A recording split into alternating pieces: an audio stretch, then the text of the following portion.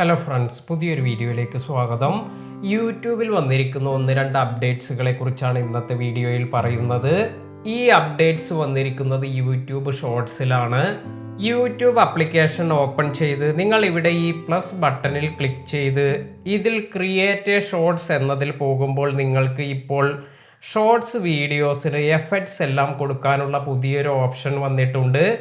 അപ്പോൾ ഇവിടെ ഈ എഫക്ട്സ് എന്നതിൽ ക്ലിക്ക് ചെയ്യുകയാണെങ്കിൽ നിങ്ങൾക്ക് വിവിധ തരത്തിലുള്ള എഫക്ട്സ് എല്ലാം നിങ്ങളുടെ വീഡിയോയ്ക്ക് കൊടുക്കാൻ സാധിക്കും.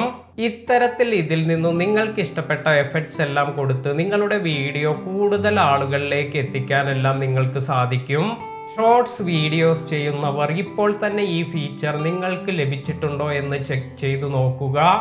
രണ്ടാമതായി പറയാനുള്ള ഒരു കാര്യം, നിങ്ങൾ ഷോർട്സ് വീഡിയോസ് എല്ലാം ക്രിയേറ്റ് ചെയ്യുമ്പോൾ മ്യൂസിക് എല്ലാം കൊടുക്കുന്നുണ്ട് എങ്കിൽ വളരെ ശ്രദ്ധിച്ചു മാത്രം മ്യൂസിക് എല്ലാം സെലക്ട് ചെയ്യുക. യൂട്യൂബ് പ്രൊമോട്ട് ചെയ്യുന്നത് അവർ നിർദ്ദേശിച്ചിരിക്കുന്ന സോങ്സ്, അതുപോലെ അവർ ടൈപ്പ് ആയിരിക്കുന്ന സോങ്സ്, അതുപോലെ അവർ ഷോർട്സിൽ പ്രൊവൈഡ് ചെയ്യുന്ന സോങ്സ് എല്ലാം യൂസ് ചെയ്യാനാണ്.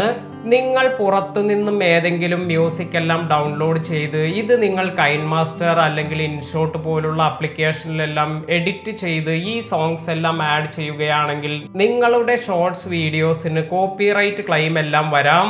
അതിനാൽ തന്നെ നിങ്ങൾ വളരെയധികം ശ്രദ്ധിച്ചു മാത്രം മ്യൂസിക് എല്ലാം സെലക്ട് ചെയ്യുക. നേരത്തെ ഒരു വീഡിയോയിൽ ഞാൻ യൂട്യൂബ് കൊണ്ടുവരാൻ പോകുന്ന ക്രിയേറ്റീവ് മ്യൂസിക്കിനെ കുറിച്ചെല്ലാം പറഞ്ഞിട്ടുണ്ട്.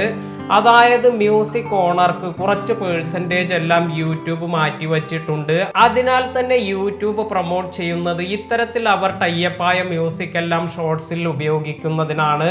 ഇന്നത്തെ വീഡിയോ നിങ്ങൾക്ക് എല്ലാവർക്കും ഉപകാരപ്പെട്ടു എന്ന് കരുതുന്നു. വീഡിയോ ഇഷ്ടമായെങ്കിൽ ലൈക്ക് ചെയ്യുക. പുതിയ അറിവുകളുമായി മറ്റൊരു വീഡിയോയിൽ കാണാം. താങ്ക്